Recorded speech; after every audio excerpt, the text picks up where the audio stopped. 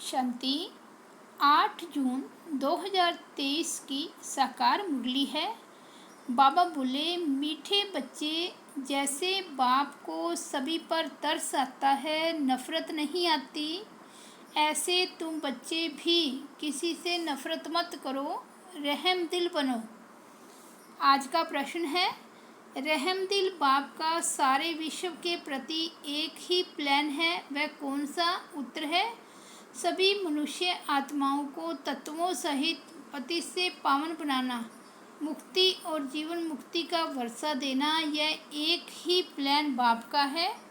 तुम बच्चे बाप के मददगार हो, तुम्हें पहले अपने पर रहम करना है, श्रीमत पर चल अपने को पावन बनाना है, फिर सभी को विकारों रूपी गंदगी से निकालने की सेवा करनी है। गीत बजा है, कौन आया मेरे मन के द्वारे, ओम शांति। कौन आया?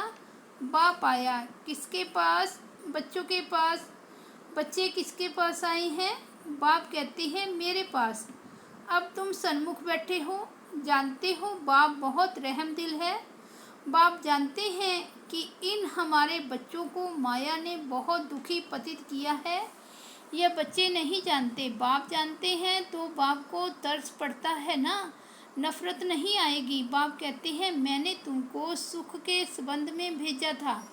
5000 वर्ष की बात है। फिर ड्रामा अनुसार माया ने तुमको दुखी किया। पहले तुम सतो प्रधान थे, फिर रजो तमो में आए हो, यह मैं जानता हूँ। तुम मेरे बच्चे हो, मुझे ही आना होता है तुम बच्चों को पावन बनाने, राज्य भाग्य देने। बच्चे भी समझते हैं बराबर बाप आया है, प्रेम का सागर, शांति का सागर है, हमको सुख शांति की दुनिया में ले जाते हैं। बाप जानते हैं ये माया ही सबका बड़े से बड़ा दुश्मन है, इसलिए मैं आया हूँ, परंतु हूँ मैं विचित्र, इसलिए मुझे पहचानते नहीं। आगे समझते थे कि श्री कृष्ण ने आकर राजयोग सिखाया, स्वर्ग का मालिक बनाया था, परंतु कब और कैसे बनाया यह नहीं जानते। अभी बाप को बहुत रहम आता है, क्योंकि जानते हैं बच्चे माया अर्थात 5 भूतों के वश हो पड़े हैं, परवश हैं, उनको अब लिबरेट करता हूँ। बाप कहते हैं बच्चे, अब मेरे कारण व इस भारत अथवा सारे यूनिवर्स के कारण तुम मेरी मत पर चलो, मुझे याद करो और रहम दिल भी बनो, सबको बाप का परिचय दो। जज लोग भी गॉड का कसम उठवाते हैं, परंतु क्यों ये कोई नहीं जानते गॉड है कौन, सिर्फ गॉड कह देते हैं। फादर शब्द भी है, जब कसम उठवाते हैं तो उनको समझ में ही नहीं आता है, कह देते हैं गॉड फादर का कसम उठाओ, परंतु फादर को तो जानते ही नहीं। अब तुम बच्चे जानते हो वह गॉड फादर है, कसम उठवाते हैं क्योंकि समझते हैं अगर हम कुछ उल्टा कर्म करेंगे तो बाप सजा देंगे। जैसे घर में बच्चे उल्टा काम करते हैं तो उनको डर रहता है बाप थप्पड़ ना मारे, वह कसम गॉड का उठाते हैं, परंतु जानते नहीं हैं कि गॉड कौन है, कैसे सजा देंगे। क्रिश्चियन लोग बाइबल उठवाएंगे, कोई गीता उठवाएंगे, समझते हैं गीता का भगवान श्री कृष्ण था, तो श्री कृष्ण को सामने रख क्षमा मांगते हैं, समझते हैं अगर हम झूठ बोलेंगे तो वे दंड देंगे। अब ट्रुथ तो बाप को कहेंगे, क्राइस्ट को सारी दुनिया ट्रुथ नहीं कहती, सदा ट्रुथ तो है गॉड फादर, परंतु उनको जानते नहीं। जब बाप आए बच्चों को जन्म दे तब बच्चे बाप को जाने। अभी तुम बच्चे जानते हो बाबा ने अपना बनाया है, इस माता द्वारा रचा है, उनको आदि देव भी कहा जाता है, वास्तव में आदि देवी भी है। अगर मम्मा को आदि देवी कहें तो उनसे बड़ी आदि देवी यह हो जाती है। यह बड़ी गुह्य बातें हैं, जो विशाल बुद्धि है वही इन बातों को समझ सकते हैं। कहते भी हैं बाप पतित को पावन बनाने वाला है। अच्छा, पावन दुनिया कौन सी है? क्या मुक्ति को पावन दुनिया कहें व जीवन मुक्ति को पावन दुनिया कहें? यह कोई जानते नहीं है। गाते तो बहुत हैं, उन्हों की बुद्धि में सिर्फ यह है कि परमात्मा आता है, परंतु उनका रूप आदि नहीं जानते। फिर कहते हैं सर्वव्यापी है। बाप बहुत रहमदिल है, प्यार का सागर है, तो बच्चों को भी रहम करना चाहिए, प्यार करना चाहिए। बाप बहुत रहम करते हैं, उनको कहा जाता है मर्सीफुल। बाप कहते हैं तत्वों सहित सारी सृष्टि पर मैं मर्सीफुल हूँ, नॉलेजफुल हूँ, प्यार में भी फुल हूँ, बहुत प्यारा बनाता हूँ। जैसे श्री कृष्ण कितना प्यारा है, उनके घराने में सब प्यारे हैं। वास्तव में डिनेस्टी हमेशा राजा की कही जाती है। किंग एडवर्ड दी राजाई कहेंगे, प्रिंस ऑफ वेल्स की नहीं कहेंगे। प्रिंस फिर किंग हो जाता है।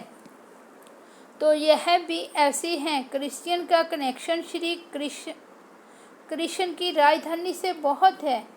वह क्रिश्चियन लोग श्री कृष्ण की राजधानी से बहुत कमाते हैं। पहले श्री कृष्ण की राजधानी को अपने हाथ में ले लेते हैं, फिर देते हैं। श्री कृष्ण की कहें अथवा लक्ष्मी नारायण की राजधानी थी ना, अब वे क्रिश्चियन श्री कृष्ण को विश्व की राजधानी दे देंगे। कितना वंडरफुल राज है। अब वो ही श्री कृष्ण की राजधानी को मदद भी दे रही हैं।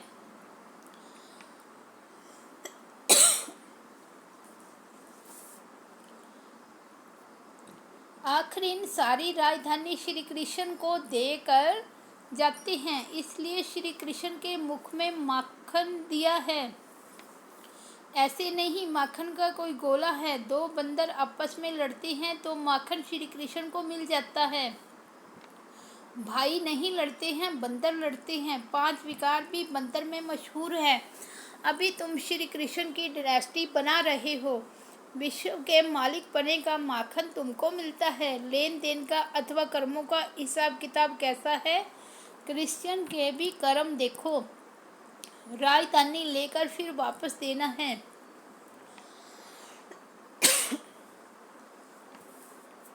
आपस में कितना लड़ते हैं, राजाई का मक्खन फिर भी तुमको मिलता है।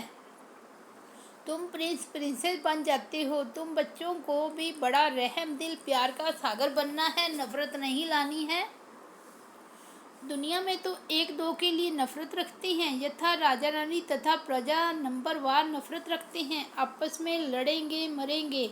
बाप बहुत अच्छी रीति समझाते हैं, इसमें घृणा की कोई बात नहीं।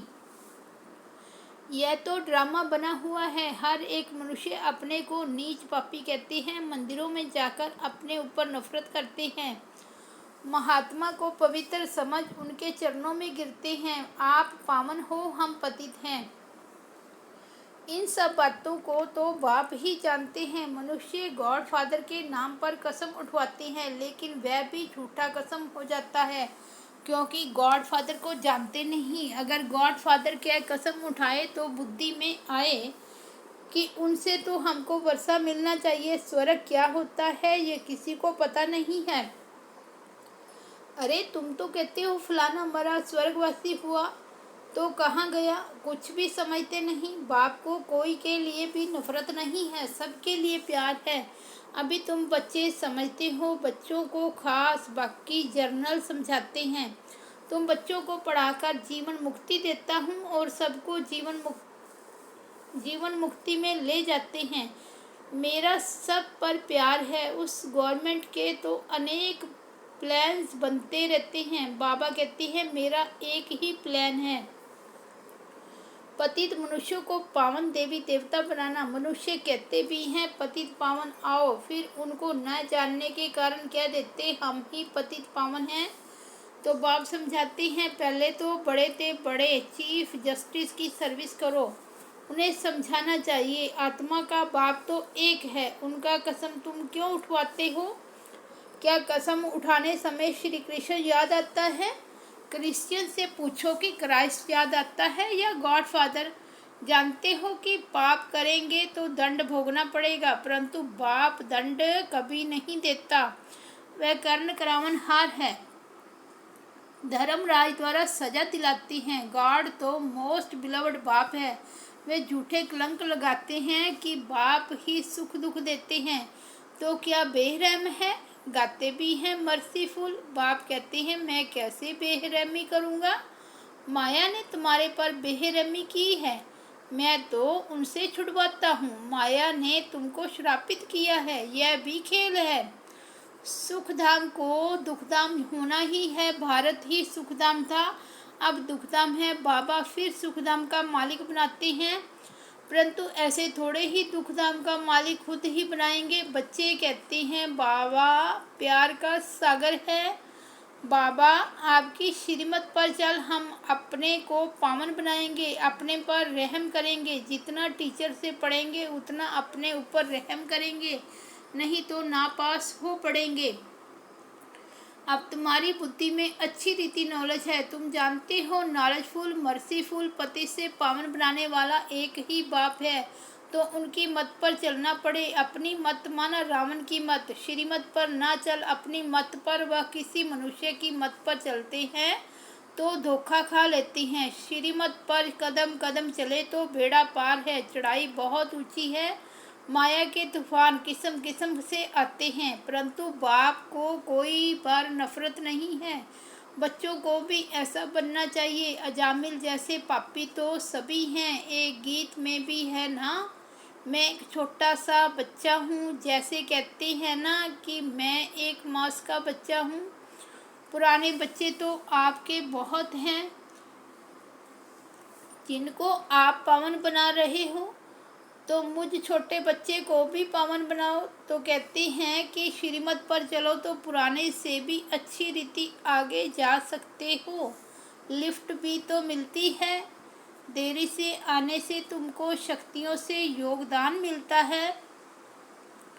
शक्तियाँ भी नंबरवार हैं, ऐसे नहीं कहा जाता कि तुम शक्तियों से बुद्धि योग लगाओ। नहीं, शक्तियों से तुम शंख ध्वनि सुनो। बुद्धि योग बाबा से लगाना है। बाबा को याद करो तो विकर्म विनाश होंगे। ढिंडोरा पिटवाना है, यहाँ कोई अंधश्रद्धा की बात नहीं। कॉलेज में कोई अंधश्रद्धा नहीं हो सकती। यह है God fatherly university. Knowledgeful God father बैठ बच्चों को पढ़ाते हैं। तुम्हारी एम ऑब्जेक्ट है कि हम मनुष्य से देवता बनेंगे। वह मनुष्य से बैरिस्टर बनते हैं, तो बुद्धि योग बैरिस्टर के साथ रहता है, डॉक्टर के साथ नहीं रहता। यह भी कॉलेज है, ना कि अंधश्रद्धा। एम ऑब्जेक्ट है, गॉड फादर हमको पढ़ाते रहते हैं। गीता में भी भगवानों है, परंतु भगवान कौन है ये गीता वाले भी नहीं जानते। यह ब्रह्मा भी कहते हैं हम भी गीता पढ़ते थे। अभी के मनुष्य शास्त्रों को मानते नहीं। गीता को उठाने से उनकी बुद्धि चली जाती है श्री कृष्ण की तरफ। उनको सब धर्म वाले नहीं मानेंगे। गीता है सर्वशास्त्रमयी शिरोमणि शिव बाबा की गाई हुई। गॉड फादर कहती हैं वह है स्वर्ग का रचयिता। तो बाप से तुमको स्वर्ग का वर्षा मिलना चाहिए या फादर के घर जाना है। भगवान पास जाना चाहते हैं, सब मुक्ति ही चाहते हैं। वह लोग जीवन मुक्ति से क्या जाने। बाप कहते हैं मैं तो पढ़ाता हूँ, मैं फिर सर्वव्यापी कैसे होऊंगा। सर्वव्यापी कहने से मुख ही मीठा नहीं होता। तो बच्चे यह बातें अच्छी रीति धारण करो और बहुत मीठे बनो। कोई से नफरत नहीं करनी है। सर्जन लोग होते हैं, किसको कैसी भी गंदी बीमारी होती है तो भी उनको तरस पड़ता है और शफा देते हैं। समझते भी हैं कुछ खराब काम किया है, उनका यह कर्म भोग है। बाप कहते हैं माया की प्रवेशता होने से मनुष्यों से विकर्म ही होते हैं और पतित बन जाते हैं। 5 विकारों को खराब समझते हैं, तब तो सन्यासी भी भागते हैं। पवित्रता का मान बहुत है, यह तो समझते हो। हम पहले देवताओं को नमन करते हैं, पीछे सन्यासियों को किया, क्योंकि वे भी पावन बनते हैं। अच्छा, मीठे मीठे सिकिलदे बच्चों प्रति माता पिता बाप दादा का याद प्यार और गुड मॉर्निंग। रूहानी बाप की रूहानी बच्चों को नमस्ते। हम रूहानी बच्चों की रूहानी बाप दादा को याद प्यार गुड मॉर्निंग और नमस्ते। धारणा के लिए मुख्य सार। फर्स्ट पॉइंट है अच्छी रीति पढ़कर श्रीमत पर चल, पावन बन, अपने आप पर रहम करना है, कभी भी बेरहमी नहीं बनना है। सेकंड पॉइंट है किसी से भी नफरत व घृणा नहीं करनी है, बाप समान प्यार का सागर बनना है। वरदान है सूक्ष्म शक्तियों द्वारा स्थूल कर्म इंद्रियों को संयम नियम में चलाने वाले स्वराज्य अधिकारी भव। सबसे पहले अपनी सूक्ष्म शक्तियों की रिजल्ट को चेक करो। जो विशेष मन बुद्धि और संस्कारों पर पूरा कंट्रोल रखते हैं उन्हें ही स्वराज्य अधिकारी कहा जाता है। यह सूक्ष्म शक्तियाँ ही स्थूल कर्म इंद्रियों को संयम और नियम में चला सकती है। जो अपनी सूक्ष्म शक्तियों को हैंडलिंग कर लेते हैं वे दूसरों को भी हैंडलिंग कर सकते हैं। सबके ऊपर कंट्रोलिंग और रूलिंग पावर सर्व के लिए यथार्थ हैंडलिंग पावर बन जाती है। स्लोगन है जिनके पास 1000 भुजाओं वाला बाप है वह कभी दिल शिकस्त नहीं हो सकते।